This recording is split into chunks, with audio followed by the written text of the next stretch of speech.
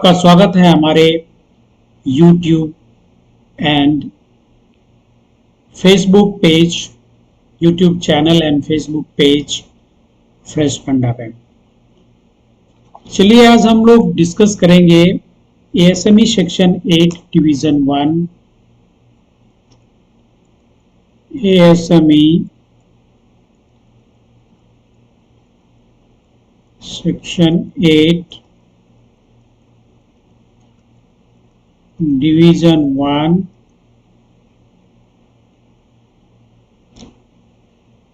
का table number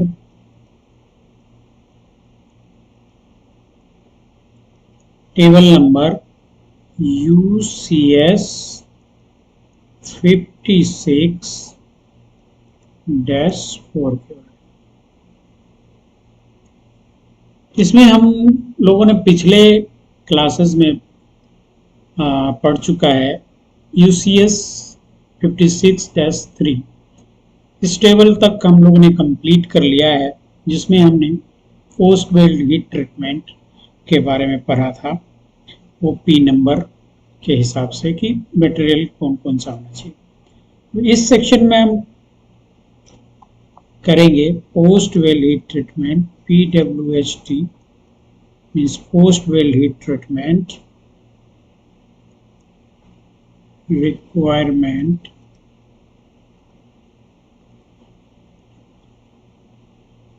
for carbon and low alloy acid, low alloy steels। ठीक है, अब इसमें मटेरियल क्या क्या रहेगा वो हम आपको बताएंगे। अभी पोस्ट वेल्ड हीट ट्रीटमेंट हम पढ़ेंगे कि पोस्ट वेल्ड हीट ट्रीटमेंट के लिए आप जानते हैं कि एक फर्नेस में इसको हीट ट्रीटमेंट मीन्स आप समझ ही रहे हैं कि हीट से ट्रीट किया जाता है। मतलब वेसल को किसी फर्नेस में रख के उसको हीट किया जाता है। अब हीट करने के लिए हमको विभिन्न तरह का पैरामीटर चाहिए, तो कितना देर तक रखना है, कितना टेम्परेचर पर रखना है, वो मटेरियल टू मटेरियल क्या करता है, वो वेरी करता है। तो पोस्ट वेल हीट ट्रीटमेंट अब पिछले क्लासेस में भी हमने बताया कि किस पे डिपेंड करेगा, मटेरियल और टाइमिंग पे। तो इस केस में UCS 56-4 में जो हम बात करेंगे उसके लिए मटेरियल क्या है, material P number 5A 5B and 5C, group number 1। अब इसके बारे में अगर आप नहीं समझ रहे हैं कि P number 5A 5B 5C and group number 1 में कौन कौन सा मटेरियल आता है, हम बात कर रहे हैं ओनली कार्बन स्टील के बारे में। तो इसमें कौन कौन सा मटेरियल आता है, अगर ये आपको मालूम नहीं है, आप हमारे पिछले क्लास का वीडियो जो कि हम स्पेशली P नंबर के लिए बनाए हैं, उसको आप देखें तो आपको समझ में आ जाएगा। ये जो P नंबर है, इस P नंबर के लिए हम स्पेशली बनाए हैं कि इसमें P नंबर में कौन कौन सा मटेरियल आता है। तो ये आपको हमारे प्रीवियस वीडियोस में मिल जाएगा। चलिए, ये P नंबर हो गए। तो हमने स्पेसिफाई कर दिया कि जो भी मटेरियल के बारे में हम बात कर रहे हैं वह P number 5A B C और ग्रुप नंबर 1 में फॉल करता है। उसके अलावा अगर दूसरा कोई मटेरियल है तो ये कंडीशन उसमें कतई लागू नहीं होता है, इसलिए आपको इस चीज को ध्यान में रखना पड़ेगा। चलिए, दूसरा चीज क्या है, दूसरा क्या है कि पहला तो हम समझ लिए कि मटेरियल कौन कौन सा है, क्या है। अब दूसरा है कि कितना टेम्परेचर होना चाहिए। फर्नेस में हम कितना डिग्री सेंटीग्रेड, अपने मन से तो किसी भी टेम्परेचर पर हम नहीं होल्ड कर सकते। अगर मेल्टिंग पॉइंट से ज़्यादा टेम्परेचर पर अगर होल्ड कर दिए तो हमारा वेसल क्या हो जाएगा, पिघल जाएगा, वो डिस्टॉर्ट हो जाएगा, पचक जाएगा, तो हमारा वेसल रिजेक्ट हो जाएगा। तो इसीलिए हमको मालूम होना चाहिए कि इस मटेरियल के लिए हमारा कितना टेम्परेचर है होना चाहिए जिस पर कि हम इसको होल्ड कर सकें। तो हमारा दूसरा रिक्वायरमेंट क्या आ गया, मिनिमम। दूसरा रिक्वायरमेंट क्या है, minimum normal holding temperature. Holding temperature, minimum normal holding temperature, ये कितना होना चाहिए, ये स्पेसिफाइड है। ये इस ग्रुप के मटेरियल के लिए स्पेसिफाइड है कि 1250 डिग्री फ़ारेनहाइट या इसको कहिए 675 डिग्री सेंटीग्रेड पर ही आपको होल्ड करना है फर्नेस में। आप वैसे पोस्ट वेल्ड हीट ट्रीटमेंट का साइकिल जानते हैं, पहले इंक्रीज करेगा एक कांस्टेंट रेट में, पहले क्या करेगा, अगर टेम्परेचर वर्सेस टाइम का ग्राफ खींचे तो पहले इंक्रीज करेगा, फिर कांस्टेंट होल्डिंग रहेगा, फिर डिक्रीज करेगा। यही है, ये होल्डिंग पीरियड है, ये क्या है, होल्डिंग पीरियड। तो इसी, और ये क्या है, होल्डिंग टेम्परेचर है, टी होल्डिंग, ये टी होल्डिंग टाइम है, ये जो है टी होल्डिंग टाइम है, और ये टी होल्डिंग टेम्परेचर। तो हम इसके बारे में अभी बात कर रहे हैं, टी होल्डिंग टेम्परेचर कितना होना चाहिए। तो ये कितना होना चाहिए, ये हो जाना चाहिए 6,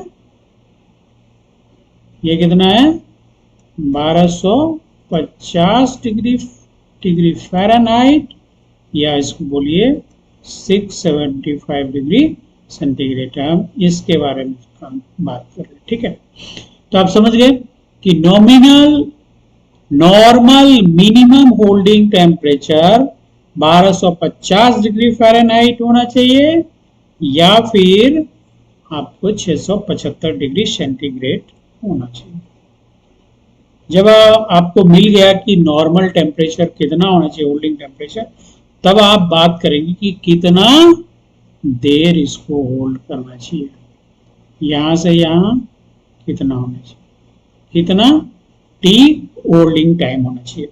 तो टी होल्डिंग टाइम के लिए ये डिपेंड करता है थिकनेस ऑफ द वेसल, या जो भी बेल्डिंग करते हैं हम, तो उसका जो बेल्ड जोन होता है, बेल्ड सीम होता है, उसका कितना थिकनेस होता है। क्योंकि नॉर्मली हम जो हीट ट्रीटमेंट करते हैं वो बेल्ट जॉइंट, जो बेल्ट के ड्यूरिंग बेल्डिंग जितना हमारा residual force means stress mullet हो जाता है, उसी को हटाने के लिए करते हैं। तो मेरा पेरेंट मटेरियल तो है ही, मेरा मेन मकसद होता है हीट ट्रीटमेंट में कि हम रेसिडुअल फोर्स को हटाएं जो कि ड्यू टू बेल्डिंग जनरेट हुआ। तो ऑब्वियस बात है कि ये कहाँ किस पर डिपेंड करेगा, थिकनेस पे। कम थिकनेस रहेगा तो कम वेल्ड वॉल्यूम होगा हमारा, ज्यादा थिकनेस रहेगा तो हमारा वेल्ड वॉल्यूम ज्यादा होगा। तो ऑब्वियस है कि हमारा ये थिकनेस पे डिपेंड करेगा। तो मिनिमम जो ये होल्डिंग टेम्परेचर है वो कितना थिकनेस के लिए कितना देर रखना है वो हम आपको बताते हैं। तो minimum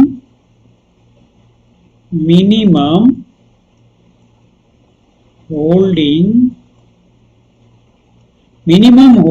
time eight normal temperature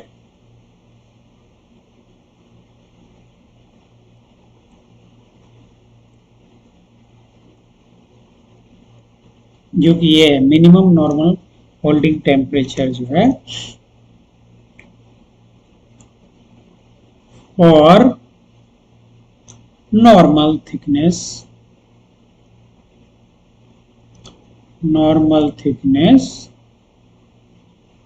अब ये देखिए एज पर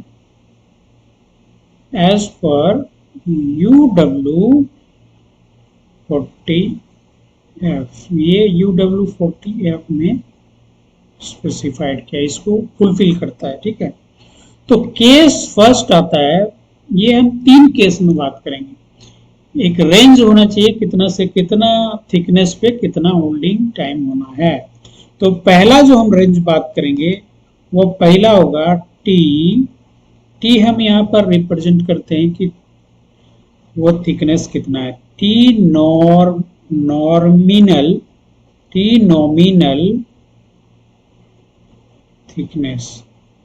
नॉमिनल थिकनेस अगर ये less than equal to 2 inch है, यानी कि 50 mm है।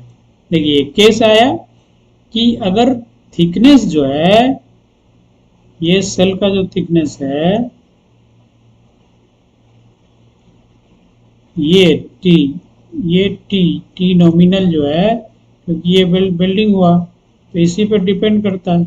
मैं ये थिकनेस की बात करता हूँ, ये थिकनेस। तो टी नॉमिनल जो है अगर 2 इंच से अप टू 2 इंच है, up to less than equal to तक है, तो हमारा मिनिमम होल्डिंग टाइम कितना हो जाएगा?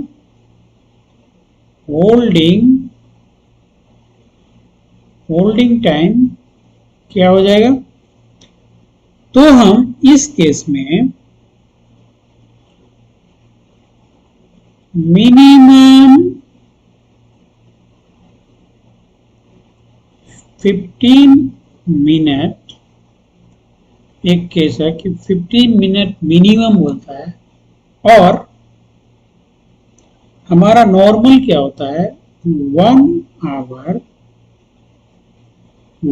आवर पर इंच, यानी कि 25 mm thickness.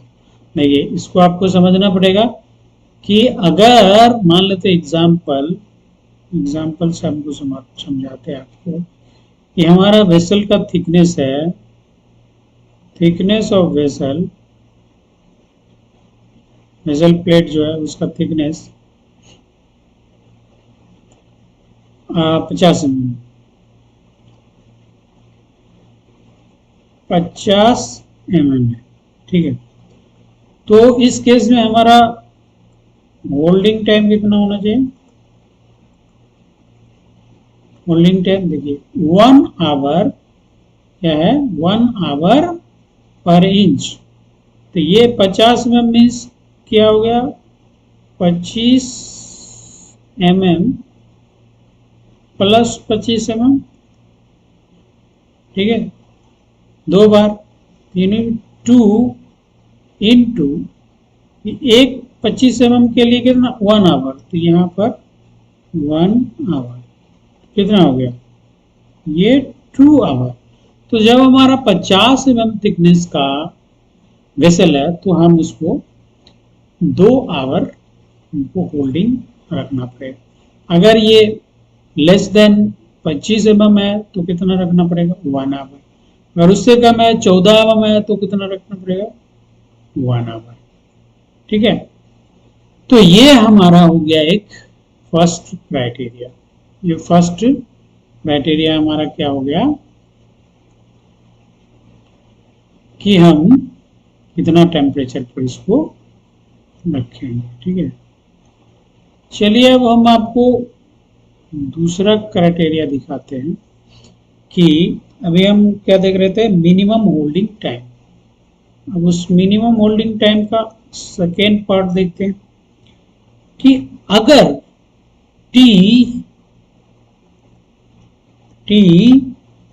T nominal thickness, ये टी नॉमिनल थिकनेस हम किसके बारे में बात कर रहे हैं? सेल के बारे में, या आप समझिए कि बेल्डिंग जहाँ पे होता है, बेल्ट सीम, उसके बारे में। तो टी नॉमिनल अगर 50 mm से बड़ा है, यानी कि 2 इंच से बड़ा है और 5 इंच से छोटा है या 5 इंच के इक्वल है या 125 mm। दूसरा कंडीशन क्या है, रेंज क्या है कि थिकनेस अगर 2 इंच से बड़ा, चूंकि इक्वल टू तक हम बात कर चुके हैं, तो 2 इंच से अगर बड़ा होगा और 5 इंच से छोटा होगा, तब मिनिमम होल्डिंग टाइम कितना होना चाहिए, तब होल्डिंग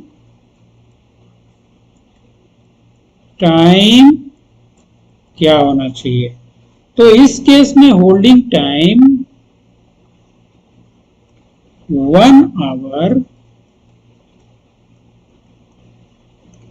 पर इंच, इस केस में भी यही होना चाहिए, चाहे 2 इंच से 5 इंच तक हो तो भी हमारा इस केस में।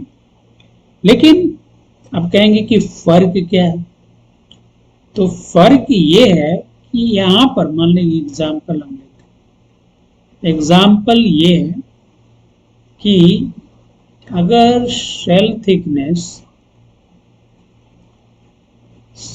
थिकनेस क्या है 75 mm है, तो ये कितना टाइम्स हो गया, 75 mm डिवाइडेड बाय 25 mm, कितना टाइम, 3 टाइम्स हो गया, 3 टाइम्स हो गया ना। देखिए 25 प्लस 25 प्लस 25, तो एक 25 mm के लिए हमको, लेकिन ये क्या है, ग्रेटर देन 25 है, ग्रेटर देन 2 इंच है, केस है 75 mm माइनस 50 mm, ये कितना हो गया 25 mm।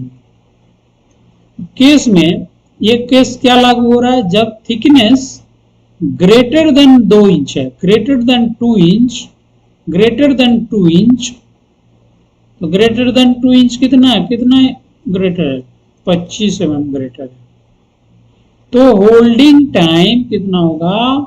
तो इस केस में क्या है कि हमारा ये 3 टाइम्स है, तो 1 इंच के लिए 1 घंटा है, तो 3 इंच के लिए कितना होगा 3 आवर्स, तो हमें स्पेशल को 3 आवर्स होल्ड करना पड़ेगा। चलिए अब हम बात करते हैं टी नॉमिनल, अगर केस है कि T nominal thickness greater than 5 inch, यानी कि 125 mm से अगर बड़ा हो जाता है, तब के केस में क्या होगा, तो होल्डिंग टाइम क्या हो जाएगा, होल्डिंग टाइम कितना हो जाएगा 5 hours plus 15 minute for each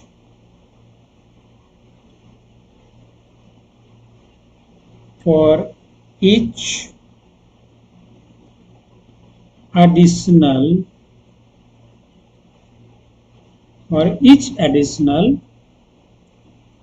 1 inch, यानी कि 25 mm। यहां पर देखिए कि एक टर्म आया एडिशनल, यानी कि अगर 125 mm, मानते एग्जाम्पल 175 mm का सेल थिकनेस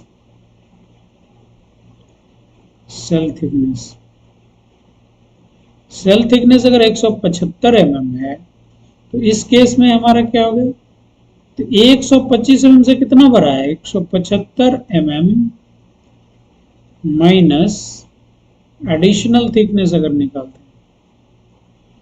हैं, एडिशनल थिकनेस निकाल 75 माइनस 125 mm, कितना mm बड़ा हो गया 50 mm। ये क्या है? ये हो गया आपका एडिशनल थिकनेस। आप देखिए, आपको हम बताएंगे यहाँ पर क्या क्लॉज बता रहा है कि 5 आवर्स। तो अब एडिशनल है तो यहाँ पर हम होल्डिंग टाइम निकालेंगे। होल्डिंग टाइम अगर निकालेंगे तो 5 आवर तो आ ही गया, 5 आवर्स करेंगे प्लस 15 mm ईच, 50 mm है तो 50/25 इक्वल टू 2। तो 2 टाइम्स क्या होगा? 15 mm, क्योंकि एडिशनल जो है एडिशनल थिकनेस वो कितना है? 50 mm। तो ये कितना आवर्स हो गया total? 5 hours plus 15 minute, sorry minute है, तो 1/4, 1/4 इंटू 2 इज 2, 5.51/2 आवर्स, यानी कि 5.5 घंटा हमको इसको होल्ड करना पड़ेगा। तो ठीक है, ये आपको क्लियर हो गया?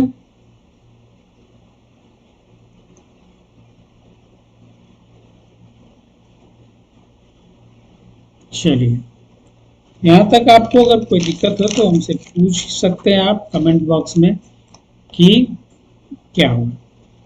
अब देखिए, कभी भी कोई रूल्स बनता है तो उसमें कहीं ना कहीं कुछ रेस्ट्रिक्शंस लगे होते हैं। ये अगर हमने बात की जो अभी कि इतना नॉर्मल टेम्परेचर है, ये जनरल ये होता है, मगर यहां पर भी कुछ रेस्ट्रिक्शंस है। उस रेस्ट्रिक्शन को डिफाइन करने के लिए हम आपको ये जनरल नोट्स बता रहे हैं। जनरल नोट्स ये बहुत ही इंपॉर्टेंट चीज है, जनरल नोट्स। अब इसको ध्यान से देखेंगे। अब देखिए, जनरल नोट्स में क्या हम बताएंगे कि क्या अगर ये मटेरियल इस ग्रुप में फॉल करता है, इस पी नंबर में फॉल करता है, तो क्या एवरी मटेरियल का PWST मैंडेटरी है, करना ही है, या कुछ एक्सेप्शंस भी है जिसमें कि हमको PWST करने की जरूरत नहीं पड़ेगी? तो ऐसा है, ये कंडीशंस दो कैटेगरी में फॉल करता है। पहला कैटेगरी है कि PWST मैंडेटरी, मैंडेटरी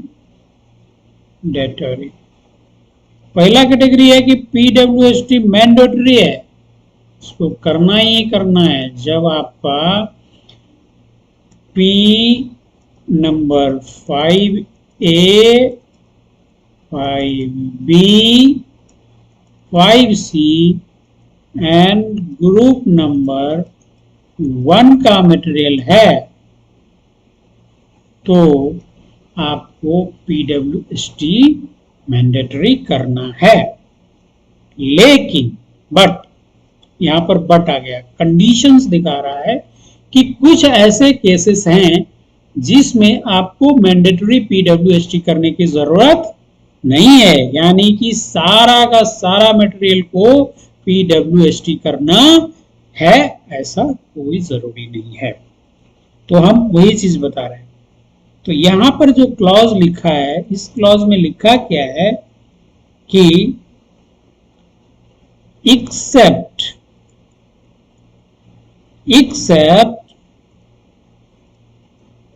देखिए, सारा मटेरियल को PWST करना है एक्सेप्ट, इसको छोड़कर except PWST not mandatory, not mandatory. अब यहां पर क्या आ गया भाई? Not mandatory. ये क्या चीज बोल रहा है? PWST नॉट मैंडेटरी ये बोल रहा है कि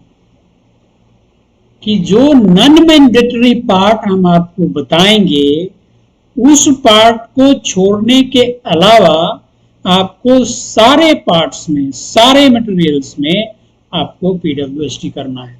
यानी कि नॉन मैंडेटरी पार्ट को आपको जानना जरूरी है।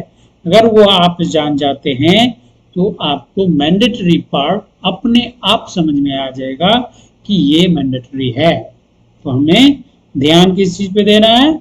Non mandatory part of पीडब्ल्यूएसटी।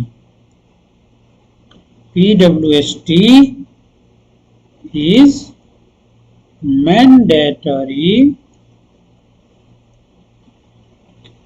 under all condition। क्या आ गया कि इस पार्ट के अलावा इसको छोड़कर सबको मैंडेटरी पीडब्ल्यूएसटी करना ही है। तो अब देखिए, अब हम जाएंगे पीडब्ल्यूएसटी नॉन मैंडेटरी सेक्शन। अब यहां पर हम आपको बताएंगे कि पीडब्ल्यूएसटी नॉन मैंडेटरी किसका किसका है, किस कंडीशन में पीडब्ल्यूएसटी नॉन मैंडेटरी हो जाता है। जब आप उसको जान जाएंगे तो उसके अलावा सारे के सारे मैंडेटरी है। ये एसएमई सेक्शन 8 डिवीजन 1 में बहुत ही क्लियरली बताया गया है। ये टेबल हम यूसीएस 56-4 में हम बात कर रहे हैं। अब देखिए, पहला कंडीशन क्या आता है? For C circumferential butt weld, CS butt weld of in pipe और ट्यूब। पाइप और ट्यूब के केस में जब CS सर्कमफेरेंशियल बट ज्वाइंट है, CS ये पाइप का ज्वाइंट है, ये पाइप है, तो यहाँ पे जो ज्वाइंट बनता है ये सर्कमफेरेंशियल CS सर्कमफेरेंशियल ज्वाइंट है और ये बट वेल्ड है। तो इस केस में हम क्या करेंगे? कंडीशन देखेंगे। पहला ये क्या देखेंगे कि इसमें क्रोमियम कंटेंट कितना है। क्रोमियम कंटेंट, पहला चीज क्या देखेंगे? मटेरियल का कंपोजिशन देखेंगे, और मटेरियल के कंपोजिशन में हम देखेंगे कि क्रोमियम कंटेंट कितना है। अगर chromium content less than equal to 3% है, अगर chromium content less than equal to 3% है तो हमारा किस कैटेगरी में फॉल करेगा? Non mandatory. अब क्लियर हो गया कि भाई पीडब्ल्यूएसटी जो भी हम करेंगे इस ग्रुप में भले ही मटेरियल फॉल कर रहा है, लेकिन अगर उसका chromium content less than equal to maximum chromium content 3% है, तब तक हम उसको नहीं करेंगे, पीडब्ल्यूएसटी नहीं करेंगे। अगर 3% से ज्यादा हो जाता है, ग्रेटर देन 3% आ जाता है, तो हमारा किस कैटेगरी में आ जाता है? मैंडेटरी। कुछ देखना नहीं है, ये मैंडेटरी में आ जाता है। ये क्रोमियम कंटेंट अगर ग्रेटर देन 3% है तो हम उसको मैंडेटरी, हमको पीडब्ल्यूएसटी करना है।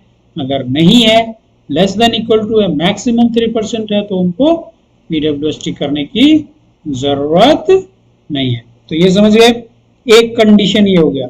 दूसरा कंडीशन क्या है कि कार्बन कंटेंट्स देखेंगे। कार्बन कंटेंट, कार्बन कंटेंट्स अगर लेस देन इक्वल टू 0.15% है तो ये भी किस कैटेगरी में आ जाता है? नॉन मैंडेटरी में। ये भी नॉन मैंडेटरी। मैंडेटरी कब होगा?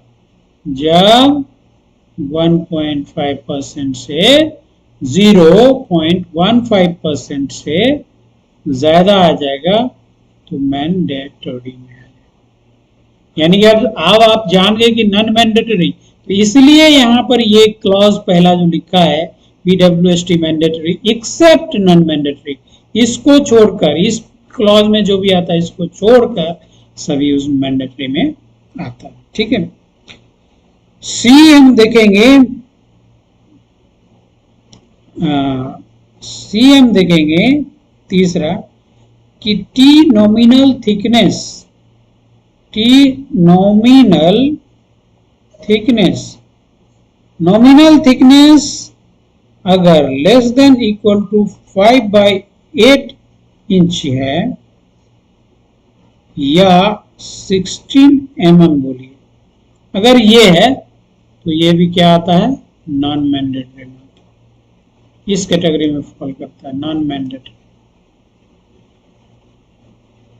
ये कहां फॉल करता है, नॉन मैंडेटरी। ठीक है, डी क्लॉज, तो इसमें 4 क्लॉज आ जाएगा। अगर सी बट वेल्ड है, सी एस बल्ट का सर्कमफेरेंशियल बट वेल्ड ज्वाइंट पाइप और ट्यूब में है, ये 4 चीज को देखना हमको जरूरी है। पहला chromium content, carbon content, thickness, wall thickness देखेंगे। ठीक है, और चौथा ये डी है, अगर टेम्परेचर प्रीहीट टेम्परेचर आपने greater than equal to 300 degree Fahrenheit या 150 डिग्री सेंटीग्रेड, यानी क्या मतलब कि मिनिमम प्रीहीट अगर 300 डिग्री फ़ारेनहाइट या 150 डिग्री सेंटीग्रेड आपने अप्लाई किया है, अप्लाइड,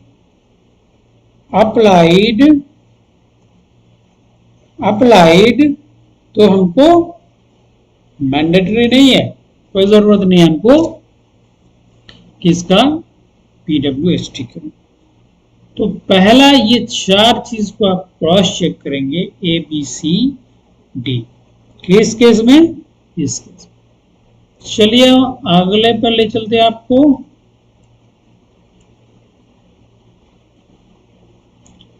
अगला कंडीशन क्या है, ये पहला कंडीशन बी का पहला था, अभी हम बी का दूसरा पार्ट में ले चलते हैं।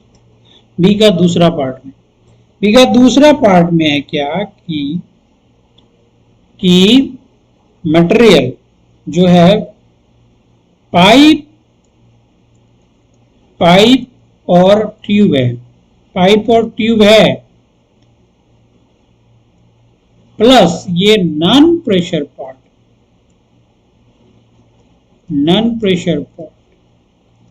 दूसरा चीज क्या है, पाइप ट्यूब है, नॉन प्रेशर पार्ट है।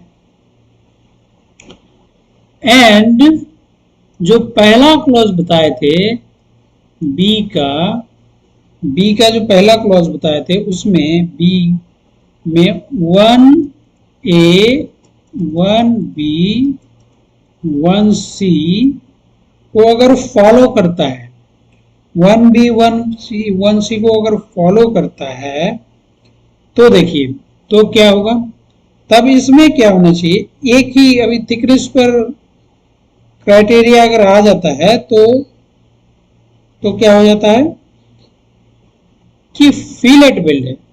वेल्डिंग क्या है, वेल्डिंग टाइप फिलेट वेल्ड,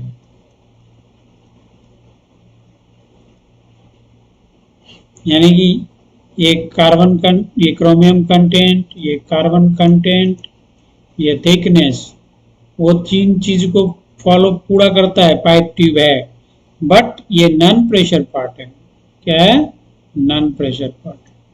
और उसमें फिलेट वेल्ड है, वहां पे सर्कमफेरेंशियल वेल्ड था, बट वेल्ड था, लेकिन यहाँ पर ये फिलेट वेल्ड है। तो इस केस में अगर कंडीशन ए है कि टी थिकनेस ऑफ बेल्ड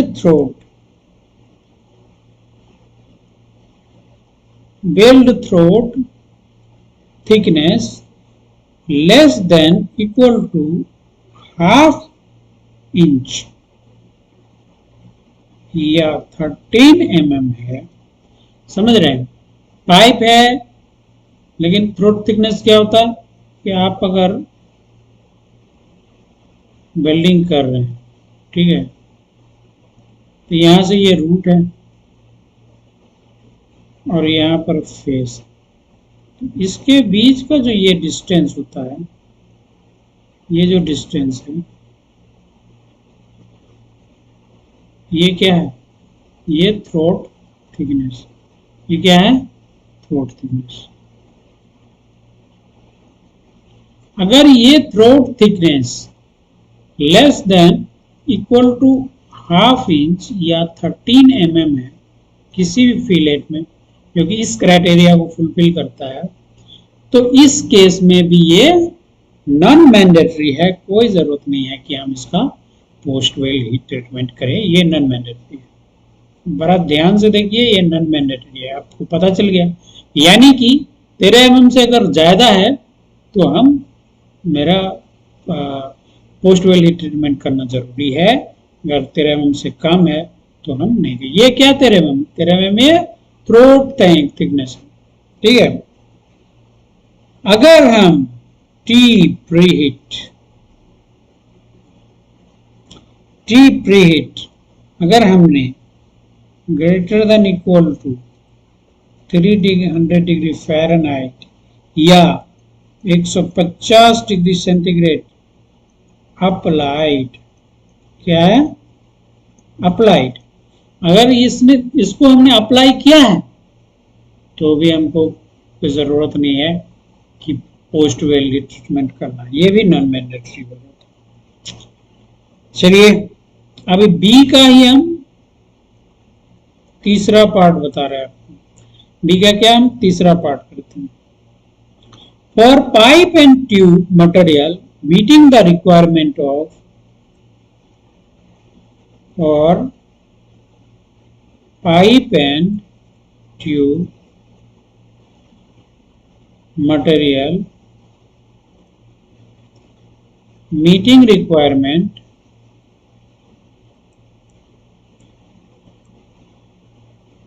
फिर वही 1A 1B 1C ये चीज को फॉलो करता है। बट लेकिन उसके पास क्या है इस केस में? Having a stud welded to them, having studs welded with them। अगर स्टड वेल्डेड है तो इस केस में हमको, अगर हमने टी प्रीहीट कितना ग्रेटर देन इक्वल टू, मतलब मिनिमम 300 डिग्री फ़ारेनहाइट या 150 डिग्री सेंटीग्रेड अप्लाइड किए हैं, अप्लाइड है, जब वेल्डिंग कर रहे हैं तो उस दौरान में हमने इसको 300 डिग्री फ़ारेनहाइट या 150 डिग्री सेंटीग्रेड पर प्रीहीट किया है वेल्डिंग को, तो हमें पोस्ट वेल्ड ट्रीटमेंट करने की ज़रूरत नहीं है। तो इस केस में भी हमको पोस्ट वेल्ड ट्रीटमेंट करने की जरूरत नहीं। तो ये बी सेक्शन का हम चौथा पार्ट करते हैं। नॉन मैंडेटरी पार्ट का हम चौथा पॉइंट कर रहे हैं। चौथा पॉइंट में क्या है? For the pipe tubes material meeting the requirement ABC, जो ऊपर का है सेम रिक्वायरमेंट मीट कर रहा है। एक्सटेंडेड हीट एब्जॉर्बिंग पट प्लस हैविंग, देखिए इस रिक्वायरमेंट को मीट कर रहा है,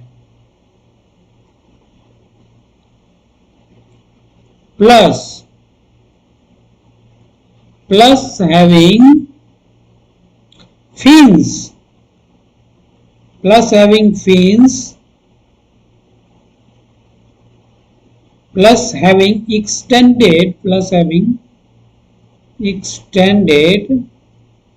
fins, heat absorbing fins, heat absorbing fins. वो fins कैसे है? Electrically resistance welded. वो जो वेल्डिंग का टाइप है, वेल्ड टाइप क्या है, कैसे वेल्डिंग किया हुआ? इलेक्ट्रिकली रेसिस्टेंस वेल्डिंग, या फिर ये इलेक्ट्रिकली रेसिस्टेंस वेल्डिंग से वो फिन्स वेल्डेड है. तो इस केस में उनको टी नॉमिनल थिकनेस जो फिन्स का, टी फिन्स थिकनेस अगर लेस देन 1/8 इंच है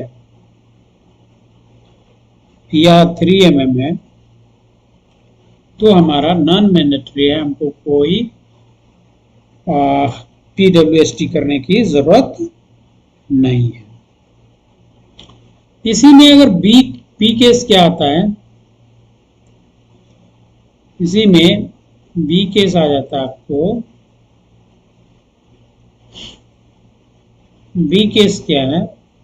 बी केस है heat affected zone,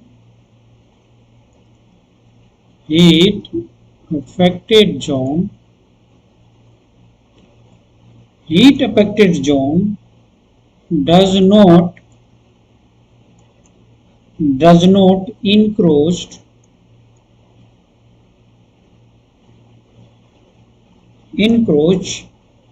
upon the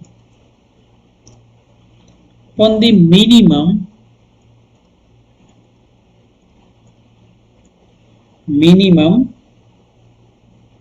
pipe or tube wall thickness. Pipe or tube wall thickness. अगर ये कंडीशन भी अप्लाई होता है तो हमको PWST करने की जरूरत नहीं. तो ये दो केस था कि हमको PWST, ये नॉन मैंडेटरी पार्ट था. इतना चीज अगर होता है तो हमको PWST करने की, तो इसको छोड़ के हमको सारे में मैंडेटरी PWST. अब हम बात करते हैं 5वां नंबर. हम बी सेक्शन का 5वां पॉइंट बात कर रहे हैं. 4 तक हमने बात कर ली फिन्स के बारे में. अब 5वां का क्या है कि फॉर ट्यूब और pressure resisting handling. For tube material क्या है? ट्यूब और pressure retaining handles.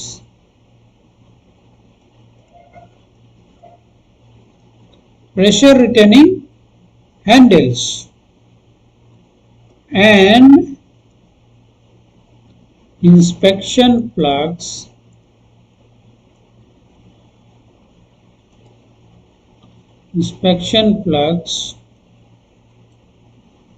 or fittings. Inspection plugs or fittings in P number 5A material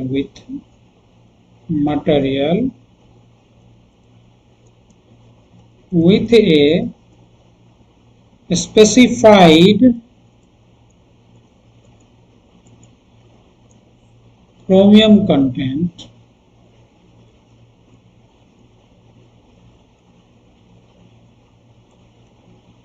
less than 6%. अगर ये भी केस है तो हम उसमें PWST नहीं करेंगे.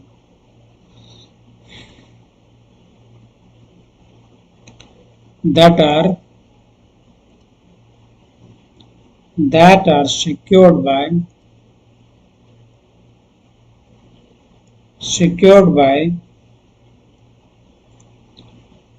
mechanical means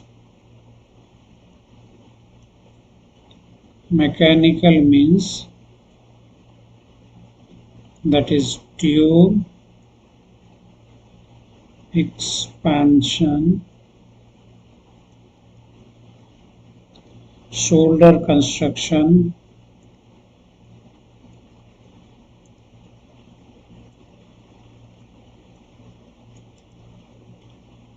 machine threads, it is, and seal wheel.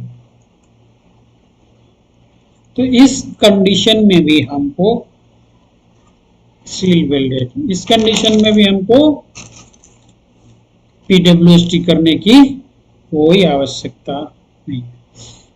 अब देखिए इसमें टी सील वेल्ड का कितना थिकनेस होना चाहिए, T seal weld throat thickness, T throat thickness 3/8 इंची है या 10 mm, ठीक है। तो इस केस में हमारा मैंडेटरी नहीं है कि पीडब्ल्यूएसटी करना है। अगर हम T preheat greater than equal to 300 degree Fahrenheit या फिर 150 डिग्री सेंटीग्रेड अप्लाई किए तो भी हमें पीडब्ल्यूएसटी करने की जरूरत नहीं है। और अप्लाइड व्हेन थिकनेस क्या है, लेस देन 5/8 इंच या 16 mm। तो इन सारे केसेस में हमको पीडब्ल्यूएसटी करने की जरूरत नहीं है, समझ रहे हैं। चलिए अब हम आपको और आगे बताते हैं कि क्या कंडीशन होना है। अब हम आपको डी कंडीशन बताते हैं।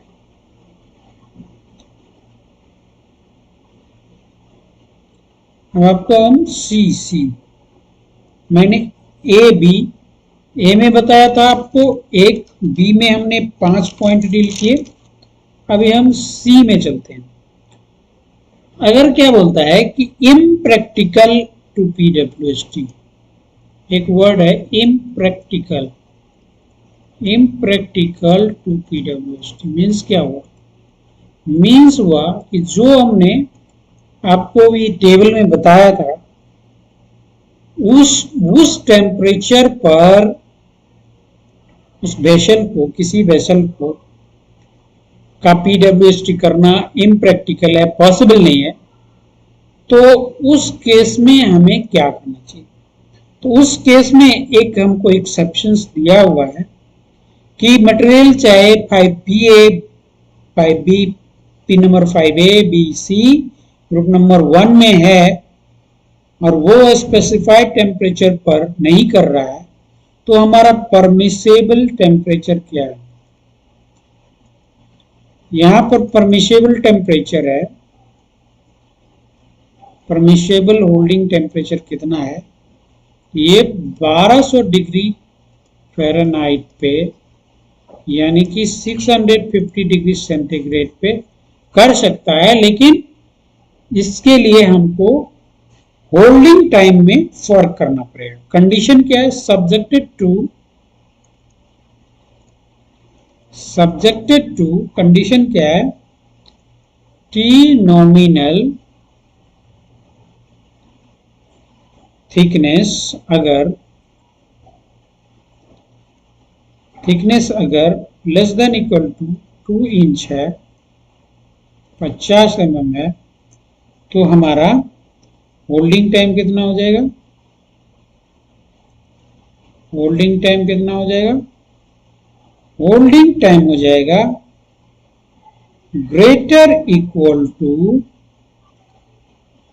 4 आवर्स, तो होल्डिंग टाइम में चेंज आ जाएगा और 4 आवर्स पर इंच यानी कि 25 mm। मतलब समझ रहे आप कि अगर वो स्पेसिफाइड टेम्परेचर पर होल्ड नहीं कर रहा है, वो स्पेसिफाइड टेम्परेचर कितना था, वो स्पेसिफाइड टेम्परेचर था आपको 675। वो कितना था, वो 1250 डिग्री फ़ारेनहाइट या 675 डिग्री सेंटीग्रेड था। अगर इस टेम्परेचर पर इम्प्रैक्टिकल है, पॉसिबल नहीं है, तो आप इस टेम्परेचर पर होल्ड कर सकते हैं। लेकिन अगर आप इस टेम्परेचर पर होल्ड करेंगे तो आपको होल्डिंग टाइम में फर्क आ जाएगा, 4 आवर या 4 आवर्स पर इंच करना पड़ेगा।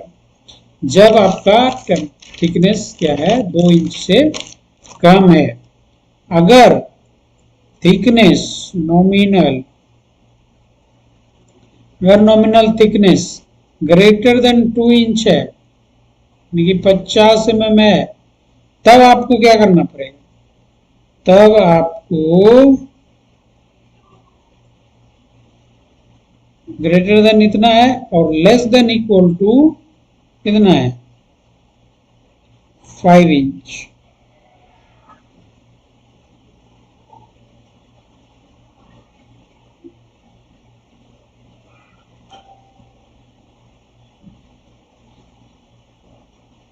ग्रेटर इतना इतना है तो होल्डिंग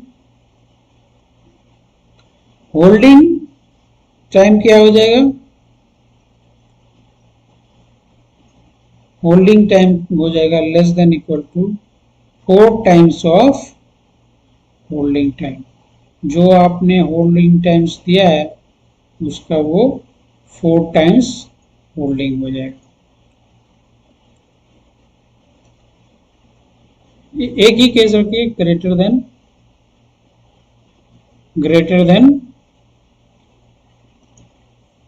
5, ग्रेटर देन 2 इंच।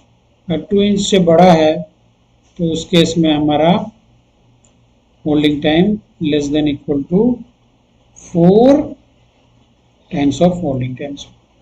तो ये एक केस है जो कि आप कर सकते हैं बदले में।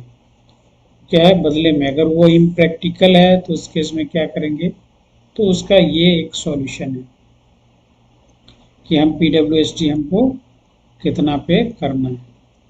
चलिए अब हम आपको बताते हैं कि डी पॉइंट, टेबल का डी पॉइंट में क्या है। For attaching bar bare, for attaching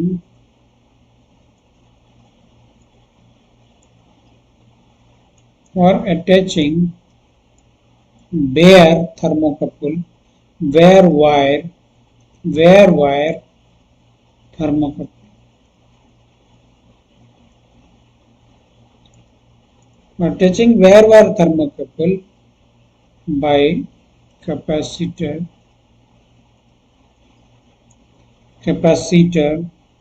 discharge welding,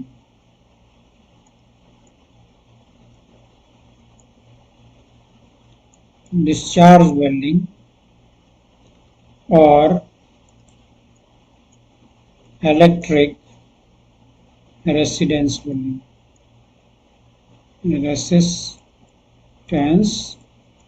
welding, ठीक है। प्रोवाइडेड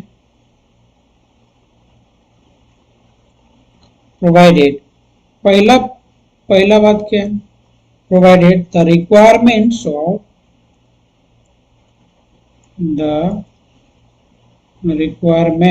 ऑफ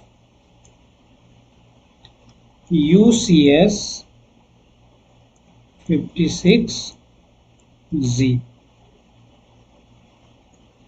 दूसरा है कार्बन कंटेंट्स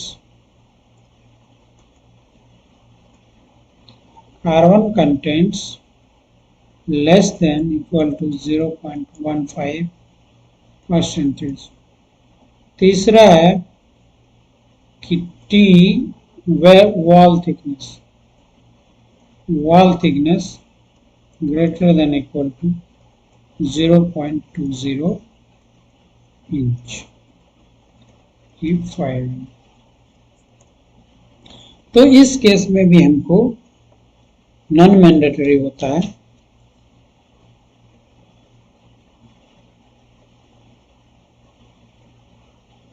तो ये क्या, ये कंडीशंस क्या है for the attaching wire bar thermocouple with the vessels. तो आज का क्लास यहीं पर खत्म करते हैं। अगले क्लास में फिर हम पीडब्ल्यूएसटी के बारे में, अगला टेबल के बारे में बताएंगे। तो हमारे साथ बने रहने के लिए आपका बहुत बहुत धन्यवाद।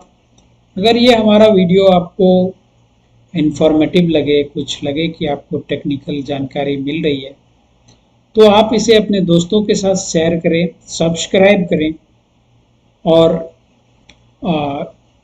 हमारे चैनल को लाइक ज़रूर करें। बहुत बहुत धन्यवाद, आपका बहुत बहुत आभार।